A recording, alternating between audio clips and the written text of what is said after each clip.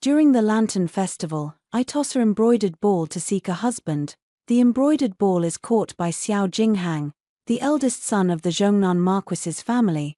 Beside him stands his childhood sweetheart and cousin, Lin Xiao. Everyone in the city knows that Xiao Jinghang has admired Lin Xiao for many years, but His Majesty's edict of marriage is final, spoken with the authority of the dragon's mouth. I have been married into the Marquis's manor for 5 years, and have spent 4.5 of them alone in an empty chamber. He stays in his study night after day, with Lin Xiao by his side, adding fragrance to his ink. I manage the household for him, handle social obligations on his behalf, and attend to his ailing, elderly mother. The most words he said to me were, "Go back to your room."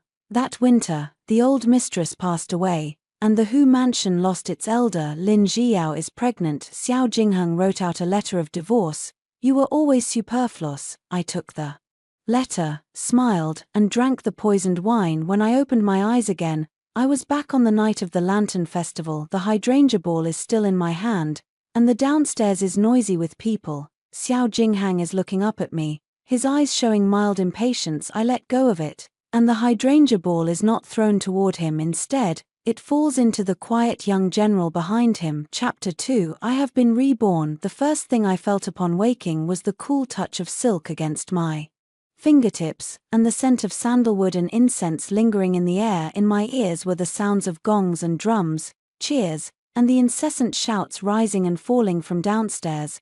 "Master Xiao is here.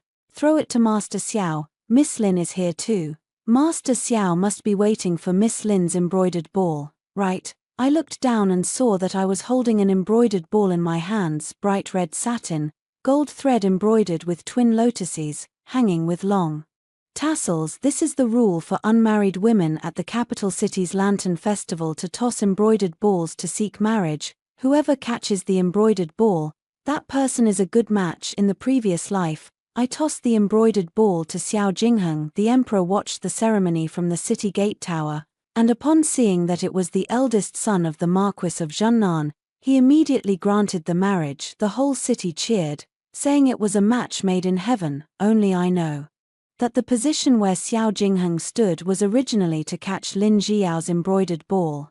Lin Xiao stood in the attic to my left, wearing a pale yellow garment, holding an embroidered ball in her hand as well. Xiao Jingheng's gaze never left her from start to finish, but by a twist of fate, Lin Xiao's silk ball was blown off course by the wind and fell into the moat, and my silk ball, as luck would have it, landed right on Xiao Jingheng's shoulder. The Son of Heaven's word is law. The imperial edict for the marriage arrived at the Su household that very night.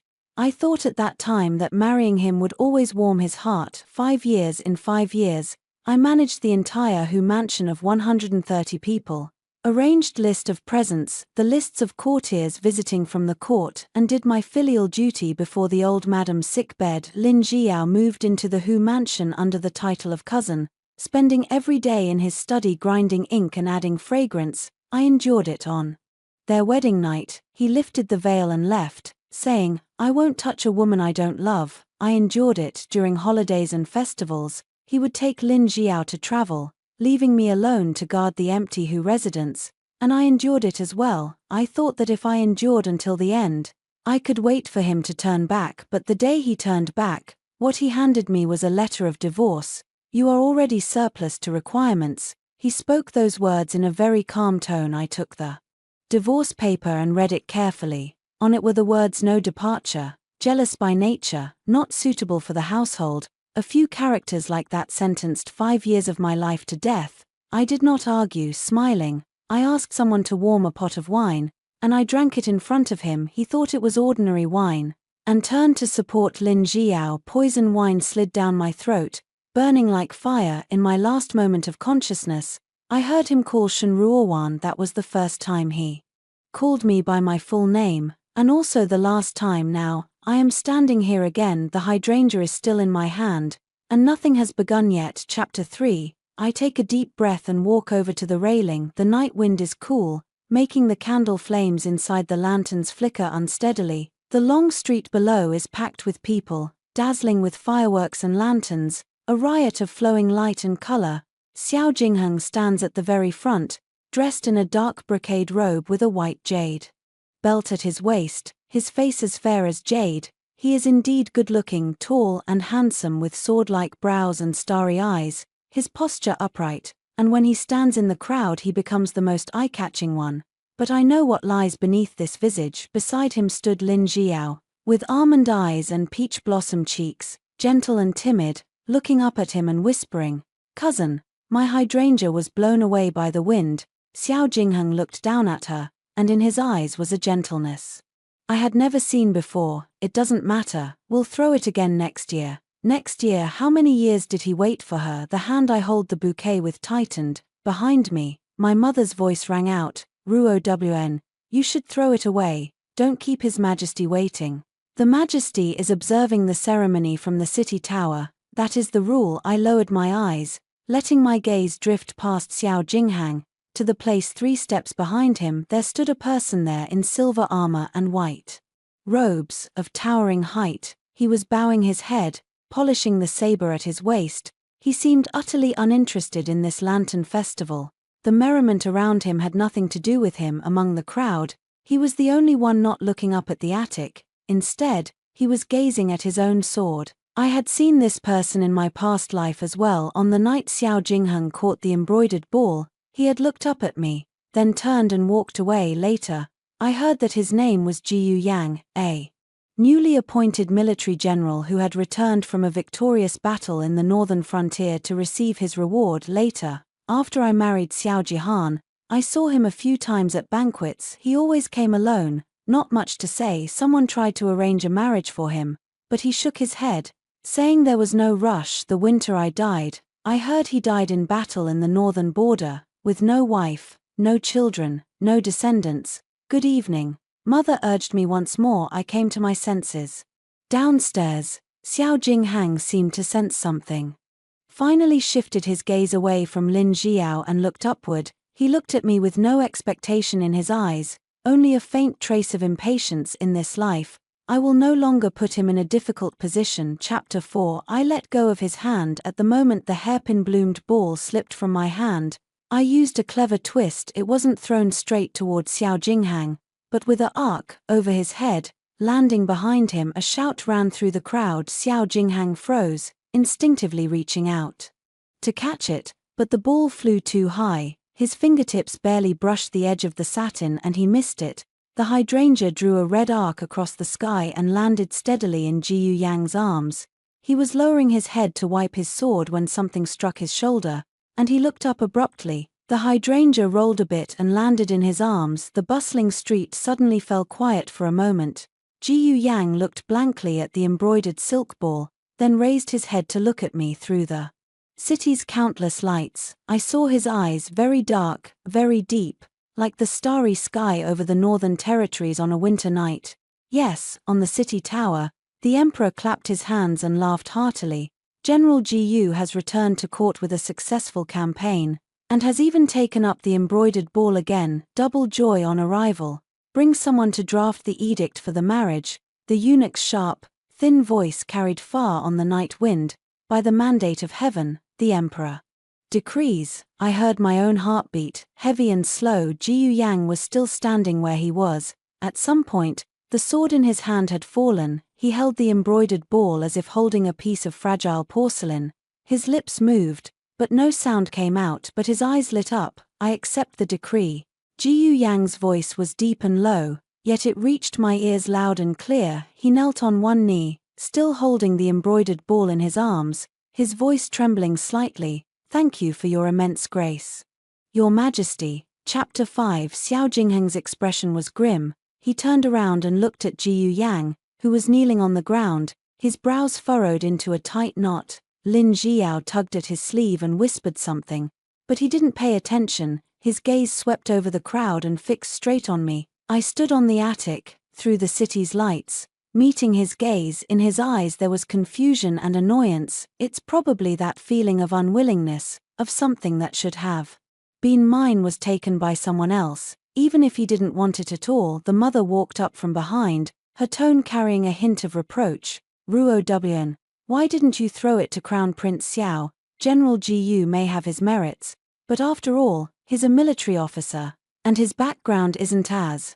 Mother, I interrupted her. I want to return to the manor, but your majesty just bestowed the marriage, so the marriage is settled, there's nothing left to worry about. My mother glanced at me, as if wanting to say something, but in the end, she just sighed. As I descended from the attic, I passed by Lin Jiao's room. She had returned to her room once more. She was leaning against the railing, crying, her shoulders heaving. A maidservant comforted her from the side. Miss, don't be so sad, there's always next year. Lin Jiao lifted her head and looked tearfully in the direction of Xiao Jingheng. He stood in the middle of the street, surrounded by the flow of people, like a tree uprooted. Unsure which way to fall as I walked past him, he suddenly spoke. Miss Su, I stopped in my tracks. Why didn't you throw it to me? His voice was low, carrying an indescribable tension. I turned my head to look at him and smiled.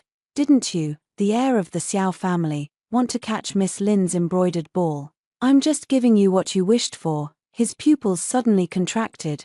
You, rest assured, Your Highness, I smoothed my sleeves. From now on, you and I have nothing to do with each other. With that, I lifted my hem and stepped into the carriage. The moment the curtain fell, I saw Xiao Jingheng standing in the lamplight, his face as pale as paper. Chapter 6. The marriage date is set after March. Jiyu Yang is going back to the northern frontier to hand over military affairs. The emperor said they can wed once he returns. In these 3 months, I have been more relaxed than ever. No need to think about how to please anyone, no need to guess anyone's thoughts, no need to wake up in the middle of the night listening to the piano sounds from the neighboring study and daydream. I read, paint, and do embroidery every day, and occasionally accompany my mother to the temple to offer incense. At first, my mother still muttered to herself, the Jiyu family may be a military household, but Jiyu Yang has no parents. Once you marry into that family, you won't have your in-laws to rely on, you'll have to handle everything on your own. I just listened and smiled. No in-laws. Wonderful. In a past life, Madame Xiao was a formidable character, seemingly benevolent on the surface, but behind the scenes she often set obstacles for me. The phrase she often had on her lips was, our Hu family's threshold is not something just anyone can cross, but she took the betrothal gift without missing a single token. Looking back now, the old Madame, Xiao Jinghang, and Lin Jiao are all the same. They are all the same kind of people. When you are needed, you are a good girl of the Su family. When not needed, you are superfluous. As the carriage neared the long street, a corner of the curtain was blown up by the wind. I saw Xiao Jinghang standing at the entrance of a bookshop, and Lin Jiao was not by his side. He was alone, holding a scroll in his hand but not reading it. His gaze rested on a carriage across the street. That was our family's carriage. I lowered the curtain. As the carriage passed by Xiao Jingheng, I heard his voice, Su Ruowan. I didn't respond. The carriage curtain was thick. He couldn't see me, and I couldn't see him either, but his voice still came through, with a tone I had never heard before. Su Ruowan, are you in the carriage? The maid lifted a corner of the curtain, peeked outside, and turned back to me. Miss, it seems the Crown Prince of Xiao is standing by the roadside calling for you. He's mistaken me for someone else. I spoke. The carriage drifted further and further away, and I closed my eyes. In my past life, he had called out to me countless times, but each time it was as Lady Su. Only that final time did he call me Su Ruowan. By then I could no longer say a word. The poison of the gin wine burned in my throat, and I heard his voice coming from far away, laced with panic. So he would panic too. What a pity that the panic came too late. Chapter 7. A month later, I received a letter. The envelope was addressed to Suo Ruowan, in confidence, with neat handwriting, each stroke written very carefully, as if it had been traced over several times. No signature. I opened it, and inside there was only a single sheet of paper, on which it read, the northern border is harsh and cold. I have ordered the mansion to be repaired. In the courtyard, I've planted the magnolias you like. I wonder if they please you. It was signed by Jiyu Yang. I was stunned for a moment. I folded the letter neatly and tucked it under my pillow. The maidservant Zizhu leaned in and asked, Miss, whose letter is it? An acquaintance. Is it General Jiyu? Purple Bamboo smiled, her eyes curving into crescents. I heard that before General Jiyu returned to the northern frontier, He went out of his way to find out what flowers you like and even asked quite a few people. My heart stirred, asked quite a few people in my previous life. I married into the noble family for 5 years, and Xiao Jinghang never knew what I liked. He only knew that Lin Jiao liked orchids. So he filled the yard with orchid plants. I never said anything. It's not that I didn't want to speak. Even if I said it, no one would care, but Jiyu Yang cared. He even went out of his way to find out what I liked. Despite having only met me a few times, I suddenly recalled the figure in silver armor and white robe from my past life. He always stood apart from the crowd, silent and alone. He fought for 10 years in the north, and by the time he came back, he was 30 and never married when he died.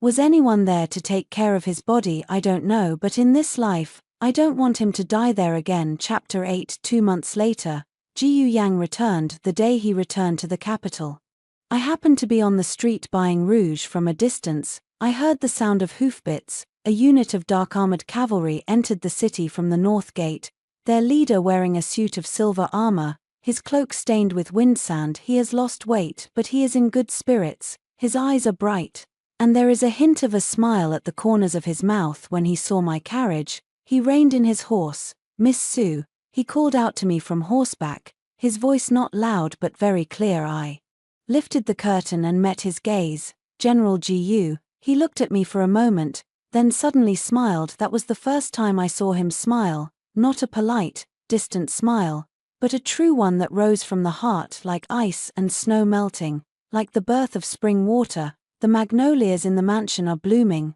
he said. "When are you coming to visit?" Before I could answer, the sound of horse hooves came from behind me. Xiao Jingheng rode out from the street corner on horseback, followed by several young men from noble families. He saw Jiyu Yang and then my carriage, and his expression darkened. "General Ji Yu." Xiao Jingheng gave a slight bow from atop his horse, his tone indifferent. "Long time no see." Jiyu Yang also cupped his hands in greeting. "Young Prince Xiao." Their eyes met for a fleeting moment, clashing like two blades, sparks flying. Xiao Jingheng's gaze shifted to me, lingered for a few breaths, then he suddenly spoke. "Lu Su, the old madam would like you to accompany her to the Marquis residence to enjoy the flowers." The old madam, in my past life she never invited me to view the chrysanthemums. I smiled. "Thank you, madam, for your kindness, but I'm not at my best recently." Xiao Jinghang frowned. "What's the matter?" "I am preparing to marry," I spoke. These two words were like a basin of cold water, washing over Xiao Jingheng, his face turning pale. Jiyu Yang lowered his eyes, but the curve at the corner of his mouth could not be suppressed. Xiao Jingheng glanced at him, then at me again, suddenly turned the horse's head, and rode away. He rode off in a hurry, the chaotic sound of hooves like that of a desperate escape.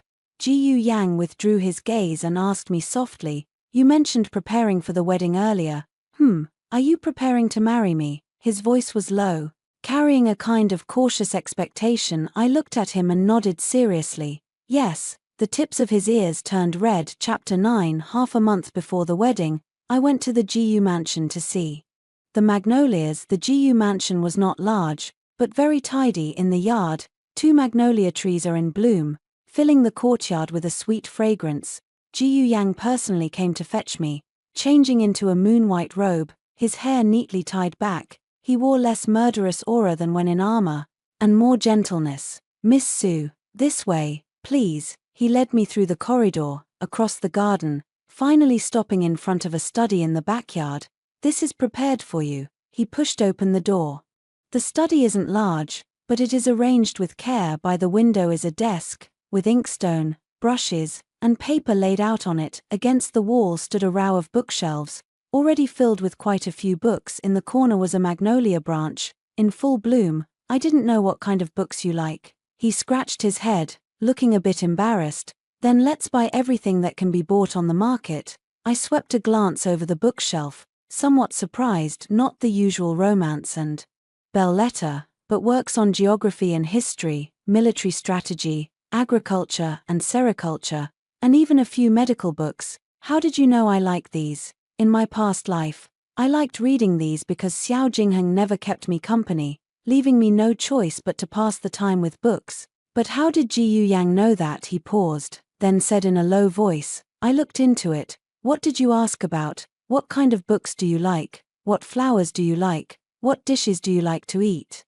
What color clothes do you like to wear? He finished in one breath, his ears turning red again. I've asked about all of it. I stood in place, pinching a piece of magnolia leaf in my hand, and I hadn't spoken for a long time. How did you find out? I asked. I asked your maid, he said, and the shopkeeper of the bookstore you frequent, the employees at the rouge shop you often buy from. Did they tell you? I gave them money. I couldn't help but laugh. He laughed too, openly and without the slightest hint of embarrassment. Miss Sue, suddenly, his expression turned serious. I know I'm not worthy of you. I am a warrior, of low birth, with no family background, and I don't understand poetry or lyrics, but I will treat you well. How do you mean by good? He thought for a moment and said, do whatever you want to do, and not do whatever you don't want to do. A simple sentence makes my nose ache. In my previous life at the Who family, there wasn't a day when I could do whatever I wanted. In the morning I had to pay respects to the old madam, during the day I had to manage meals and offerings, and in the evening I had to deal with banquets and social engagements among the various residences. Xiao Jingheng isn't happy. I have to coax him. Lin Jiao is upset, and I must yield to her. Even the maid who made a mistake has me go and apologize to the old madam. No one asks me what I want to do. General Gu. I say, do you know how to fight? He was taken aback for a moment. Yes. Will people die? He was silent for a moment, then nodded. Yes, then don't die, I said. He looked at me, and the light in his eyes gradually brightened. Okay, he said, I will not die. Chapter 10. 7 days before the wedding, Xiao Jinghang came to see me. That day it was raining, and he stood at the gate of the Su mansion, not carrying an umbrella, soaked all over. When the porter came to report, I was in the room trying on the wedding dress, the red wedding dress, embroidered with phoenixes and peonies in gold thread, was sent by Jiyu Yang. He said he didn't know my measurements, and instructed the embroiderer to follow his rough estimate, and adjust if it didn't fit. I tried it, and it turned out to be just right. Miss, the Xiao is outside, asking to see you. I don't want to see him, he says. If you won't see him, he won't leave. I laid down my wedding dress and walked to the window. Through the rain curtain, I saw Xiao Jinghang standing at the door, rain tracing down his face. His hair was disheveled, his clothes wrinkled, completely unlike the normally calm and refined air of the Hu family. How long has he been standing there? I ask. It's been almost an hour. An hour. In the previous life I waited for him to look back. Waiting for 5 years. He can't even stand it for just 1 hour. Let him go. I said, I won't see him. The maid went out. After a while, she came back again. Miss, young Master Xiao says he was wrong. The comb in my hand paused for a moment. Let him go. Back, I spoke. Standing here will only make things difficult for me. The maidservant went out again. It took a long time this time before I came back. Miss, the young Master Xiao has left. I cleared my throat, but he left a letter. The letter was damp, the ink had bled, and some words were already illegible. But I still recognized his handwriting. Ruowan, I know you don't want to see me. Please give me one more chance. Don't marry Jiyu Yang. I finished reading, folded the letter, and placed it on the candle flame. The paper curled, darkened, and turned to ashes. In my past life I wrote many letters to him. On his birthday I wrote congratulations. When he was punished by the emperor I wrote petitions to intercede for him. He never replied, not a single one. Now he has replied. But I no longer want to read it. Chapter 11. The day of the grand wedding. The skies cleared. Dressed in that vibrant red wedding gown, with a red veil over my head, I was helped into the bridal sedan chair by Zizhu. The Swana horns blared to the heavens, firecrackers crackled and popped, and the entire long street was carpeted in red. Jiyu Yang rode ahead on horseback, his silver armor replaced by a crimson robe. The wedding sedan passed in front of the gates of the Lord of Zhennan's mansion, and I heard a commotion. Zizhu whispered, "The young mistress, Master Xiao, is standing at the gate." I did not lift my veil. The wedding sedan chair does not stop. The Swana music does not stop either. I hear a voice behind me. Su Ruowan. It was Xiao Jingheng's voice. Through the bridal veil, through the sedan curtains, through the clamor of the crowded street, I still heard him. His voice was hoarse. Unlike him, the bridal sedan moved on. Jiyu Yang's horse paused for a moment, then continued on. They performed the wedding ceremony and entered the bridal chamber. Every step of the process went as smoothly as a dream. The red candles burned high, and the flames of the dragon and phoenix wedding candles flickered when Jiyu Yang lifted the veil. His hand trembled slightly. He looked at my face, froze for a moment, then smiled. "Miss Su," he said, "you are so pretty." I felt a little embarrassed under his gaze, lowering my eyes. "You should change your tone," he said. "Change what?" "Call madam." His ears reddened again. The red candle crackled, and he suddenly gripped my hand. His hand was large, rough, with thick calluses on the joints, the marks of years of holding a knife. "Madam," he called out softly, as if afraid of waking something. Madam," he called out once more.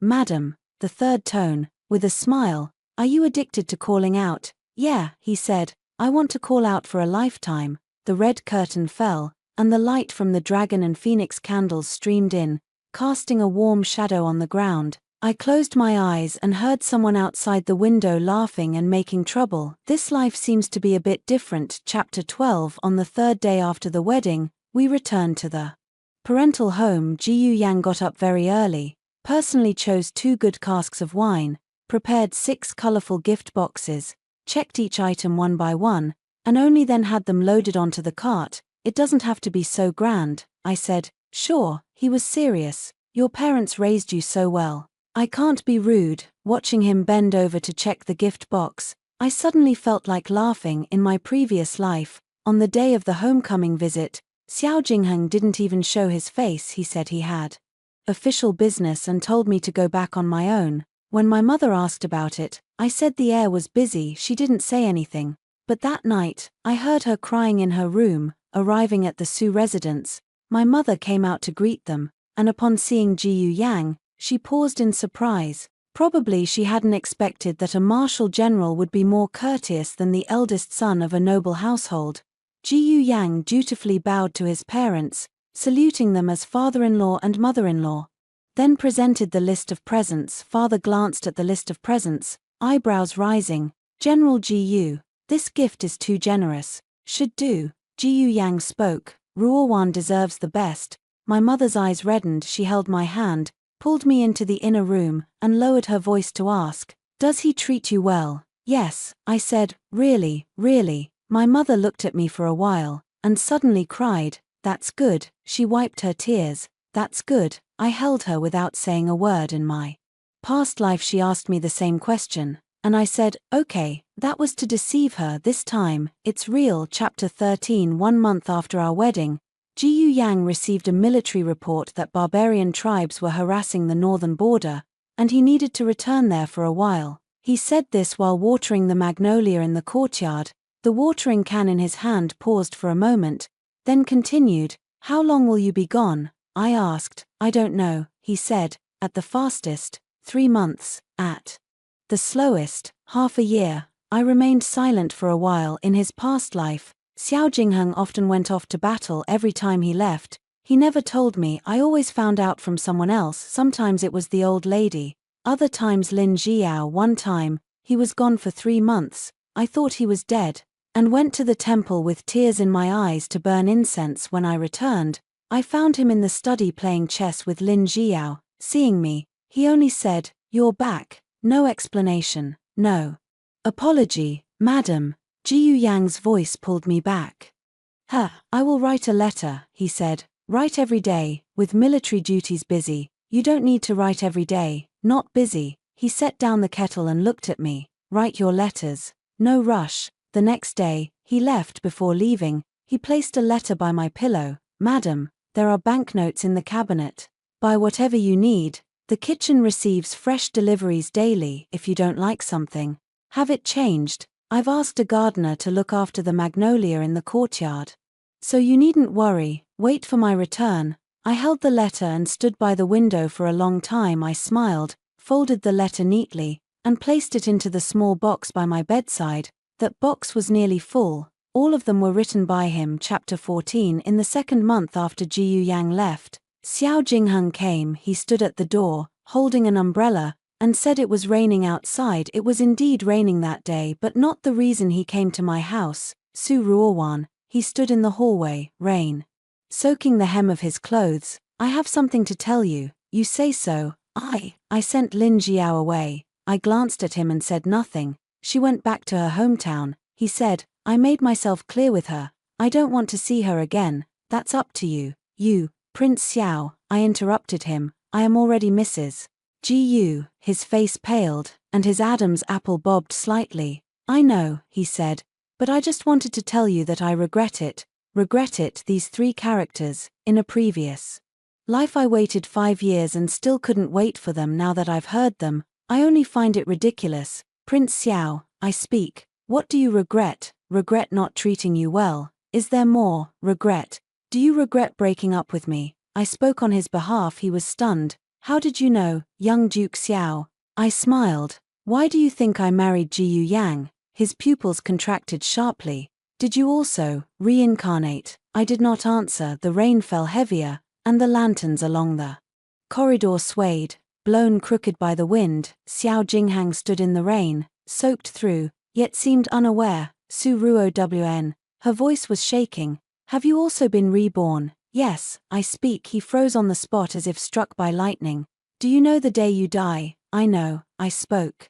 You held a wine party to celebrate Lin Jiao's pregnancy. His face turned pale. That's not it. He shakes his head. That's not how it is. Then how is it? Only after you die will I know. His voice was almost a roar. I only just found out that bowl was poisoned wine. I thought you had taken the wrong medicine. I thought you were just sick. Let me finish. His eyes turned red. I left you because I thought you had given her abortion pills. His voice broke. After you died, I had people investigate Lin Jiao. In her study, they found privately kept red flowers. She tried to frame you because she became pregnant and was afraid you would harm her. But you did nothing at all. You did nothing. The rain was heavy, and his crying was drowned out by the rain. I stood under the corridor, watching him squat on the ground, his shoulders heaving. In his previous life, he never lost composure in front of others. He was the heir to a marquisate, the most dazzling young master in the capital. The dream of countless noble ladies. He would not cry, would not bow, would not say sorry. But now, crouching in the rain, he was crying like a child. Young Master Xiao, I said, do you know what I was thinking?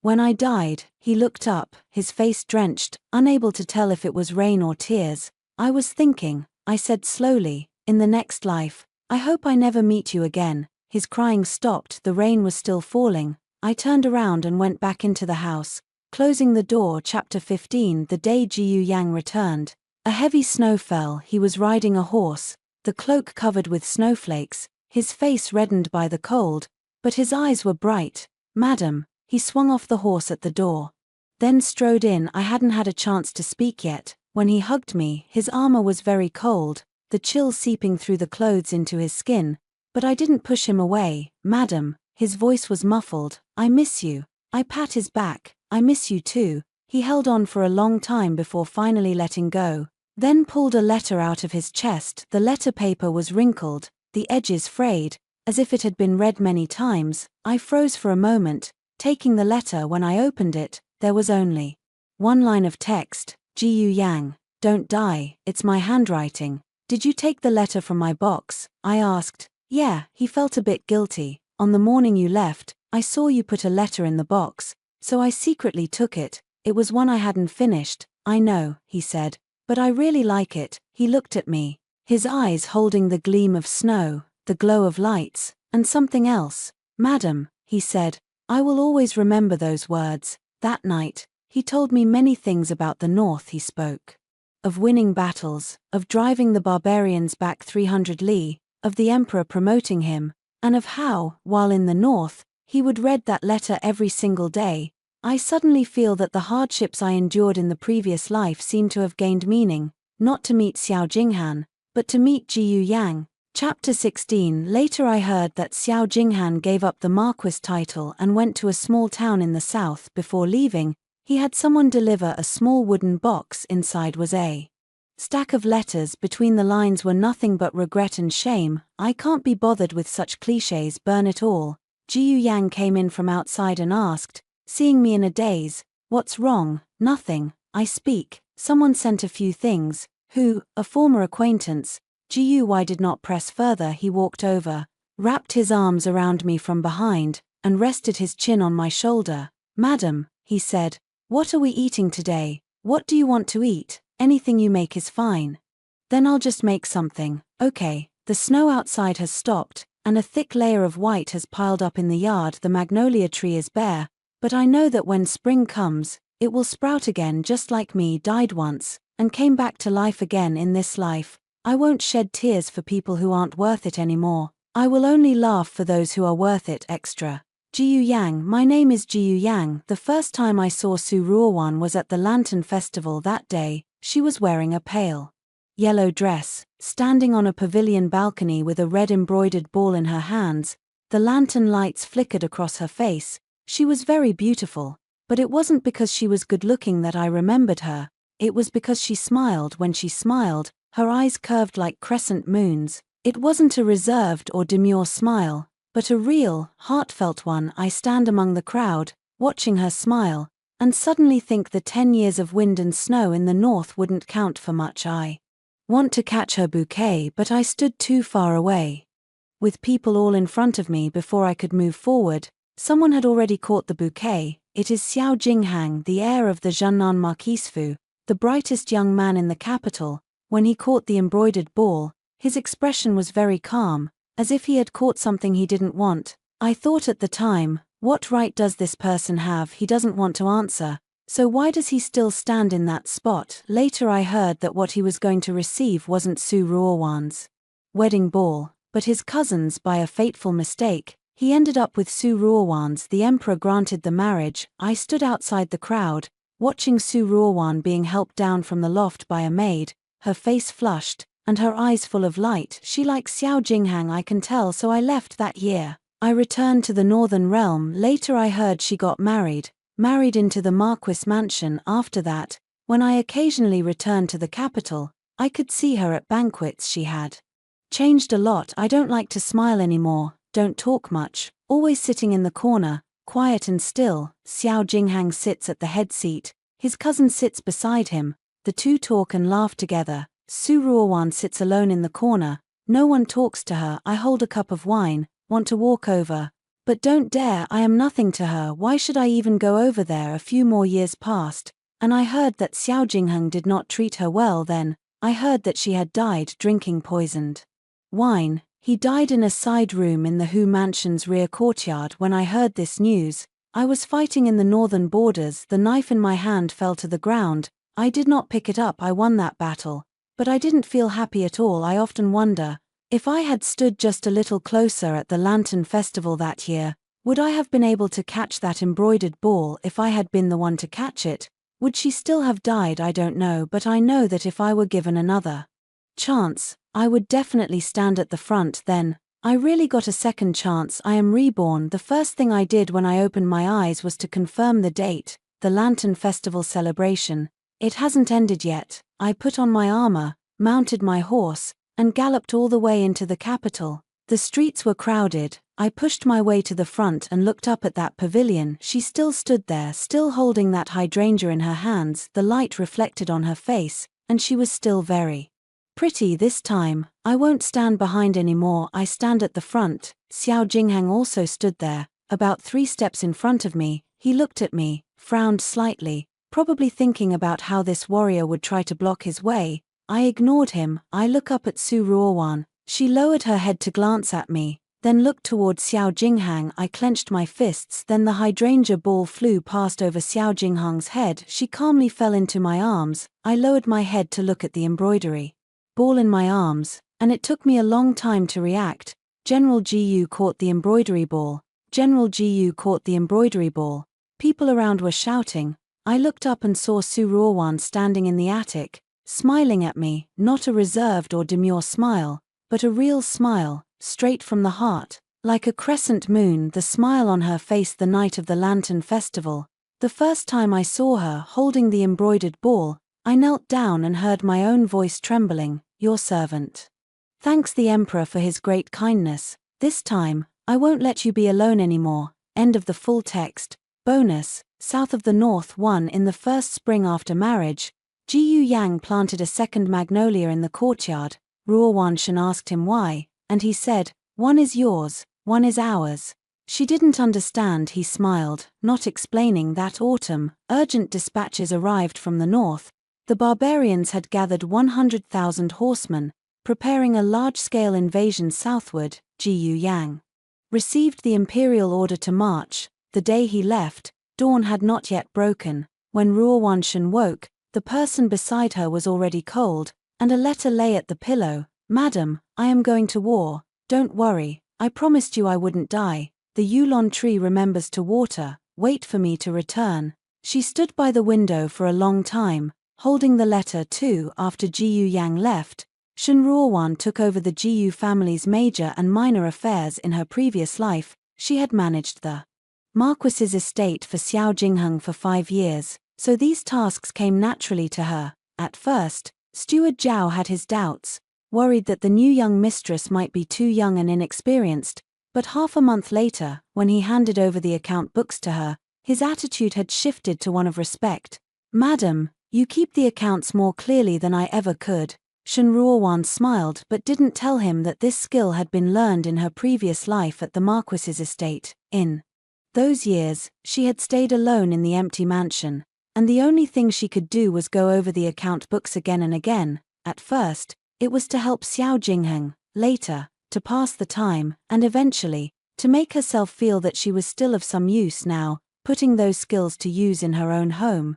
She felt it was worth it. Reports from the Northern Front arrive in the capital every few days. Shen Ruowan would go to the bulletin board outside the Ministry of War every day to check for news. It wasn't that she didn't trust Ji Yang, she wanted to know how far away he was from her. One day, she ran into Xiao Jingheng at the bulletin board. He had lost a lot of weight, dressed in a half-worn blue robe, his hair tied up with only a wooden hairpin, nothing like the carefree, radiant air of the Marquis's mansion he once was. He stood before the bulletin board, also reading the dispatches from the Northern Front. Shen Ruowan turned to leave, but he called out to her, "Good evening." She did not look back. "Ji Yang won a great victory and has retaken 2 cities. His voice was very low. "You can rest assured, I know, you. Have you been well?" Shen Ruowan finally turned around and looked into his eyes. "Very well." Xiao Jingheng nodded and said nothing more. As Shen Ruowan walked past him, she heard him softly say, "That's good." She didn't respond. 3 In the 3rd month of Ji Yang's campaign, Shen Ruowan discovered she was pregnant that morning. While watering the magnolia tree in the courtyard, she was suddenly struck by a wave of nausea and crouched by the roots, dry heaving for a long while. Zizhu was terrified and hurried to fetch a physician. After taking her pulse, the physician said with a smile, "Congratulations, my lady, you are with child 2 months along." Shen Ruowan stood there in a daze, her hands unconsciously placed over her lower abdomen. The place was still flat, nothing could be touched, but she knew there was a small life inside. Ji Yang's. She wrote a letter and had a courier from the Ministry of War take it to the northern border. The letter was very short, only 1 sentence. "The magnolias in the courtyard are about to bloom. When will you return?" A month later, she received a reply. The letter paper held only 2 characters, written very large, with ink seeping through the paper. "Wait for me." For the day Ji Yang returned was the 23rd of the 12th lunar month, the minor new year. The war in the northern frontier had lasted 4 full months. The barbarians had retreated to the grasslands, and Ji Yang had held the border with 3,000 battered soldiers. The emperor was greatly pleased and bestowed upon him the title Marquis of Zhunbei, along with 1,000 taels of gold and 100 hectares of fertile land. Shen Ruowan stood at the doorway waiting for him, her belly already obvious. She was wearing a thick padded jacket and cupping a hand warmer in her hands. Ji Yang jumped down from his horse. The armor still had dried bloodstains, and his face was weathered by the north wind, his lips all dry. Skin. He saw Shen Ruowan's belly and froze. "Madam." His voice was so hoarse it hardly sounded human. Shen Ruowan stepped forward and reached out to touch his face. "You've lost weight." Ji Yang didn't answer. He slowly crouched down, pressing his face against her rounded belly. moving as gently as if afraid of breaking something. Is it our child? His shoulders began to tremble. Shenruowan thought he was crying, reached out to touch his face, and found that he wasn't shedding tears, but smiling like a child. I'm going to be a dad. When he said this, his voice carried a gentleness Shenruowan had never heard before. 5. The child was born in spring. When the magnolia flowers were in bloom, it was a daughter, wrinkled, with a tiny flushed face, but her cry was startlingly loud. Jiyu Yang held her, his hands trembling, and kept saying, "She looks like you, just like you." Shenruowan, weak and leaning against the pillow, asked him, "Where does she look like me?" "Everywhere." "Looks the same," he thought for a moment, then added, "and more handsome than Xiao Jinhang." Shenruowan was amused by him, and the movement tugged at the wound, making her clench her teeth in pain. On her daughter's first full month, Jiyu Yang gave her the name Jiyu Nianwen, Nianwen, longing like Wn. Shenruowan felt the name was too direct, but Jiyu Yang insisted, saying it was the best name he has ever given in his life. She couldn't argue with him, so she went along with him. 6. When she aged a year older in memory, she started walking. The little fellow swayed as he ran around the yard, chasing butterflies under the locust tree, laughing with a jingling giggle. Shenruowan sat on the veranda basking in the sun, embroidering a small dress in her hands, for her daughter. Jiyu Yang returned from the military camp, carrying a packet of Osmanthus cakes. "Madam, I bought you what you love to eat." Shenruowan raised her head, and, seeing his windswept, tired appearance, smiled. "You buy it every day. I've eaten myself fat. Being fat is good, being fat is pretty." Shenruowan shot him a glance, took the Osmanthus cake, picked up a piece, and put it in her mouth. It was sweet, just as sweet as the ones she had eaten back at the Su residence. Nianwen ran over, tugged at Shenruowan's skirt, and called out in a soft, milky voice, "Mother, mother." Shenruowan crouched down, picked up her daughter, and gave her a kiss on the cheek. "Sweetheart, call him father." Nyan Wn turned her head, looked at Jiyu Yang, blinked, then opened her arms and pounced forward. "Dad." Jiyu Yang took his daughter in his arms, and his eyes instantly reddened. Shenruowan looked at him being such a useless father, and couldn't help but laugh. "Why are you crying? It's not the first time she's called you daddy." "I'm just happy." Jiyu Yang buried his face in his daughter's small shoulder. "My daughter can call me daddy, how could I not be happy?" Shenruowan shook her head but didn't call him out. The sun was setting, its afterglow spilling across the courtyard, painting everything in gold. The shadow of the magnolia tree stretched long and thin, falling over the family of 3 like a delicate veil. 7. In the year of Nianwen being 3 years older, Shenruowan gave birth to another son. Jiyu Yang named his son Jiyu Chenggan, where Cheng means peace and An means health. He said, "The daughter is Nianwen, the son is Chengan, one cherishes you, the other safeguards the home." Shenruowan asked him, "Then what about you? What is your name?" He thought for a moment and said, "My name is Jiyu Yang. Yang is the yang of, meaning perpetuity. With you all, I can truly live." Shenruowan looked at him and suddenly felt her nose prick with a sting. In the previous life, Jiyu Yang died in battle at the northern frontier at 30, with no wife, no children, no descendants. In this life, he has a wife, a daughter, a son, and a complete family. She reached out and took his hand, their fingers interlaced. "Jiyu Yang, thank you for not dying." He smiled, his eyes curving into crescents. "Promise I made to you,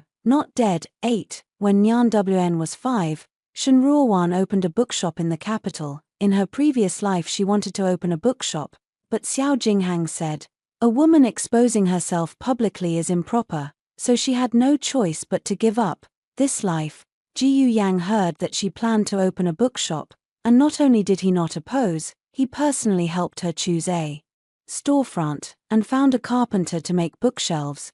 "Do whatever you want," he said, "and don't do whatever you don't want to do." He had said those words before they got married, and all these years after the wedding, he had been living by them. On the day the bookshop opened, Jiyu Yang wore a new set of clothes and stood at the door holding Nyan Wn, greeting the guests. He was not much of a talker. When someone came to offer congratulations, he would cup his hands, say thank you, and usher them inside. Shen Ruowan was inside attending to the guests when she heard him chatting with someone outside. General Gu, I heard this bookshop was opened by your wife. Yes, don't you think it's inappropriate for a madam to show her face? Gu Yang remained silent for a while and said, as long as she's happy. Shen Ruowan heard it from behind the door, a slight smile tugging at the corners of her mouth. 9. When she was 7 years old, Shen Ruowan received a letter. The letter was sent from the south, unsigned, but the handwriting was familiar. She opened the letter and her hand trembled slightly when she saw the first line. Ruowan, may I see you in writing as if talking to you? It was Xiao Jingheng's handwriting. The letter was not long. Xiao Jingheng wrote about his life over the years. He said he had opened a private school in a small town in the south, with dozens of students, living a poor but peaceful life. He said he had given up his title as the heir to the Marquis's manor to his cousin, and was no longer the young lord. Just an ordinary man. At the end of the letter, he wrote, if it's late, I often think of the past. If time could turn back, I would never have treated you that way. But there is no if. May you be well, may you both be well. Shen Ruowan finished reading the letter and remained silent for a long time. Jiyu Yangtsong came in from outside, saw her staring blankly at the letter, and asked, whose letter is it? An old acquaintance. Jiyu Yangtsong didn't press further, but walked over, reached from behind, and hugged her, his chin resting on her shoulder. Madam, no matter whose letter it is, it's mine. Shen Ruowan smiled, folded the letter, and put it in the drawer. I know. 10. When Nyan Wn was 10 years old, Shen Ruowan took the 2 children to burn incense at a temple. The old monk at the temple stared at Nyan Wn for a long time, then said, this child had a hard life in the past life. To have met you in this life, madam, her suffering has finally come to an end. Shen Ruowan asked, Master, you can see past lives. The old monk shook his head, we can only see a glimpse of it. Madam, you too are a person of rebirth. You should know that the cycle of cause and effect, karmic retribution does not falter. The deeds you do in this life will bear fruit in the next. Shen Ruowan was silent for a while and said, I am not afraid of retribution. I only want this lifetime. As long as my family and I are safe and rejoice, that's enough. The old monk sighed and said nothing more. Nyan Wn tilted her head up and, in a childish and sweet voice, asked, Mama, what is karma? Shen Ruowan crouched down and squeezed her daughter's cheeks. There is a cause for every effect. If you do good deeds, you will be rewarded. If you do bad deeds, you will be punished. Nyanwen nodded as if understanding, then asked, did mommy do good things or bad things? Shen Ruowan thought for a moment and said, Mama has done many bad things, but Mama does not regret it. Nyanwen did not understand, but she did not ask again. Chapter 11. When Nyan Wn was 15, Shen Ruowan received the second letter. The letter was written by Lin Jiao. She married a merchant, had a son and a daughter, and lived a calm life. In the letter, she said that she did indeed intend to trap Shen Ruowan back then. That bag of red flowers was deliberately left in the study to make Xiao Jiheng think Shen Ruowan would harm her child. At the end of the letter, she wrote, Shen Ruowan, I'm sorry for you. I can't repay you in this life. In the next life, I'll work like a horse to repay you. Shen Ruowan finished reading the letter, folded it neatly, and placed it in the drawer. She did not write back. It wasn't that she couldn't forgive, she simply felt it was unnecessary. Those things were in the past. She had a new life now, a new family, a new happiness. Bringing up the past would only tear open old wounds. 12. When she was 18, Nyan Wn got married. The groom was Jiyu Yang's deputy commander, surnamed Ju, named Ju Mingyuan. The young man looked energetic, was brave in battle, and treated Nyan Wn exceedingly well. Jiyu Yang initially disagreed, saying, being a soldier is too hard. Nyan Wn answered, Dad, aren't you a soldier too? Jiyu Yang was choked and unable to respond, and had to finally agree. On the day of the wedding, Nyan Wn wore a bright red wedding dress, knelt before Shen Ruowan and Jiyu Yang, and kowtowed 3 times. Dad, Mom, your daughter is leaving, please. Take care of yourselves. Shen Ruowan's tears fell. She held her daughter's hand and said, when you arrive at your in-laws' house, be filial to the grandparents, and live well with Mingyuan. If you suffer any grievances, Come back, and mother will back you up. Nyanwen nodded slowly, tears also falling. Jiyu Yang stood to the side, his eyes red, but he held back his tears. He walked over, helped his daughter up, and said, Nyanwen, stop crying. Makeup is ruined and won't look good, go ahead. Mingyuan is waiting outside. Nyanwen cleaned her tears, turned and left. The bridal sedan carriage gradually fades into the distance, and the sound of gongs and drums slowly fades away. Jiyu Yang stood at the door, looking at the empty long street, and suddenly said, Madam, our daughter has grown up. Shun Ruowan leaned on his shoulder and said, Yes, she has grown up. We have grown old as well. Jiyu Yang held her hand and said, Even when old, we will still be together. 13 in the 18th year of the Chenggan era, Cheng'an passed the imperial examination and became a jinsha. Jiyu Yang was so overjoyed that he drank several jugs of wine. He picked up Shun Ruowan and spun her around, exclaiming, My son is a jinsha. My Jiyu Yang's son is a jinsha. Shun Ruowan, dizzy from being spun, laughed and scolded him. Put me down. You're a grown man, can't you be more steady? Jiyu Yang set her down, his eyes shining brightly like a child's. Madam, thank you for what? Thank you for giving me all of this. Shun Ruowan looked at him, reached out, and stroked his face. Jiyu Yang, I should thank you for not dying, thank you for staying with me all these years. Jiyu Yang held her hand, brought it to his lips, and kissed it softly. If a lifetime isn't enough, I'll find you in the next one. Shun Ruowan laughed. Okay. 14 After Cheng'an married and had a son, Jiyu Yang resigned from the army and stayed at home to enjoy life with his grandchildren. Every day he gets up early, waters the magnolia tree in the yard, then carries his grandson around in the yard. The grandson is named Jiyu Chengji, Cheng'an's son, only 2 years old, chubby, and smiles at everyone. Jiyu Yang loves him very much. Every day he carries him around, muttering, Grandpa will take you to see the flowers. To see the magnolia, Grandma loves this flower the most. Shun Ruowan sits on the veranda, watching the old and the young together, feeling that there really isn't much to regret in this lifetime. She recalls in a previous life, the day she died in the Hu family's backyard, when it snowed heavily and no one came to see her. She thought life would end like this, coming and going alone, unexpectedly. Heaven granted her a second chance this time. She has someone who loves her. A child, a grandchild, and a warm home. 15 The day Shun Ruowan left was a spring day. The magnolia bloomed all over the tree, and its fragrance floated far away. She lay on the wicker chair in the yard, covered with a thin blanket, holding Jiyu Yang's hand. The sun shone on her body, warm and cozy. Jiyu Yang sat beside her, his hair completely white and his back hunched, but his eyes were still bright. Madam, he called her name. She opened her eyes, looked at him, and smiled. Jiyu Yang, I'm leaving now. Jiyu Yang's eyes reddened, but he did not cry. He nodded and said, Okay, don't be sad. I'm not sad. Jiyu Yang said, You go first, I'll come soon after. Shun Ruowan smiled, a light smile, like the wind. Jiyu Yang, thank you. What for? Thank you for not dying. Thank you for being with me for a lifetime. Jiyu Yang's tears finally fell. Madam, I thank you. Thank you for letting me live like a human. Shun Ruowan stretched out a hand and touched his face. In the next life, I'll find you again. Okay, Jiyu Yang said, in the next life, I'll find you sooner and won't let you wait.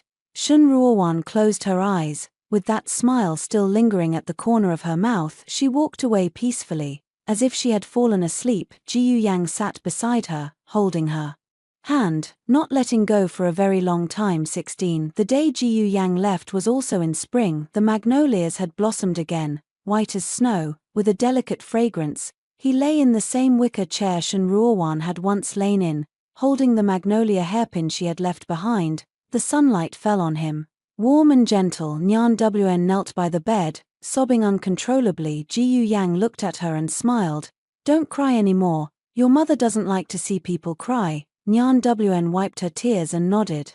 Dad, do you have any last words to entrust? Jiyu Yang thought for a moment and said, Bury us together. Plant a blooming magnolia tree. Your mother would like that. Okay. Jiyu Yang closed his eyes, a smile still lingering at the corner of his mouth. He walked away very peacefully, as if he had fallen asleep. Nyan Wn lay on top of him, crying for a long time. 17 Many years later, Nyan Wn was old as well. Every spring, she would go to her parents' graves to sweep and mourn. The two graves stood side by side, with a magnolia tree planted between them. When the flowers bloomed, the fragrance could drift very far. She sat in front of the grave, looking at that magnolia tree, recalling how her mother used to braid her hair in the courtyard when she was a child. Her mother said, "Nyanwan, a girl must study, understand reason, and be able to support herself. Do not rely on anyone, including your future husband." She didn't understand it back then, but she does now. She stood up, brushed the dust off her robes, and turned to leave. After a few steps, she stopped again and looked back. The setting sun cast its afterglow over the grave, dyeing everything golden. The magnolia tree swayed gently in the wind, as if saying goodbye. She smiled, turned around, and strode away. The wind blew from behind, carrying the scent of magnolia blossoms, just as it had long ago. 18 That winter, Nyan Wn was sorting through old things when she found a wooden box. Inside the box was a stack of letters, written by Jiyu Yang to Shun Rawan, from the year they married, until the year Shun Rawan passed away. Every letter remained. Nyan Wn read them one by one. The first letter is very short, only one line. "Madam, the northern border is very cold, but my heart is warm." The 10th letter is also very short. "Madam, I won a great battle today and drove the barbarians 30 li away. I miss you." The 30th letter, "Madam, has the Yulon, magnolia, bloomed? I dreamt of you, you standing under a tree smiling. When I woke, the pillow was wet." The 50th letter, "Madam, I am wounded, not seriously, only a scrape from an arrow. Don't worry, I promised you I wouldn't die." Letter 100, "My lady, I'll be home soon, wait for me." The last letter was written the year Shun Ruowan passed away. The handwriting was very messy, as if the hand was trembling. "My lady, now that you're gone, what meaning is there for me to live on alone in this world? But I promised you I wouldn't die, so I won't. I will watch over Nyanwan for you, watch over Chengen, watch over our grandchildren. When they've all grown up, I will come to find you. You wait for me." After reading the letters, Nyanwan cried until her whole body trembled. She finally understood why her father had lived so many years after her mother passed away. It wasn't because he didn't want to leave, but because he had promised her mother that he would stay and watch over the children. 19 Nyanwan placed the letter back into the box and laid it before her parents' grave. She knelt in front of the tomb and bowed 3 times.